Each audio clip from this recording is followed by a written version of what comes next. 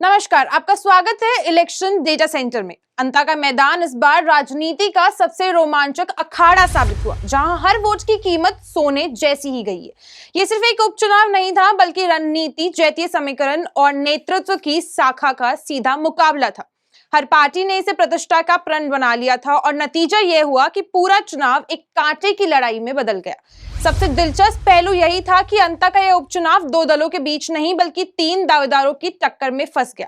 BJP के मोरपाल सुमन, कांग्रेस के प्रमोद जैन भाया और निर्दलीय नरेश मीणा, तीनों ने अलग अलग रणनीति, अलग अलग सामाजिक समीकरण और अलग अलग एजेंडा के साथ मैदान संभाला और मुकाबले की पूरी तरह त्रिकोणीय और अप्रत्याशित बनाई रखी।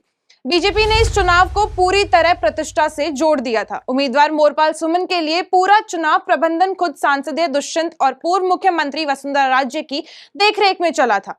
वहीं पार्टी ने संगठन को बूथ स्तर पर सक्रिय किया और जातीय समीकरण को अपने पक्ष में मोड़ने की कोशिश भी की थी। बीजेपी का मानना है कि धाकड़, माली, ब्राह्मण और राजपूत समाज के मतदाताओं का बड़ा हिस्सा उनके साथ रहा। अंदरूनी आंकड़ों के अनुसार लगभग 85% माली वोट और 7% धाकड़ वोट मोरपाल सुमन के पक्ष में गए।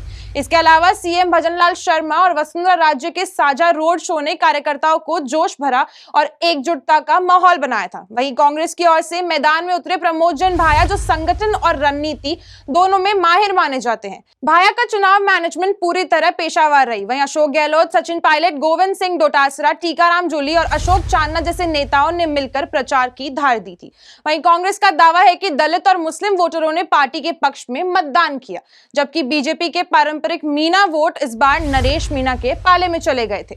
भाया कैंप का भरोसा है कि यह चुनाव 50,000 वोटों से कम अंतर से अपने पक्ष में पलट सकते हैं।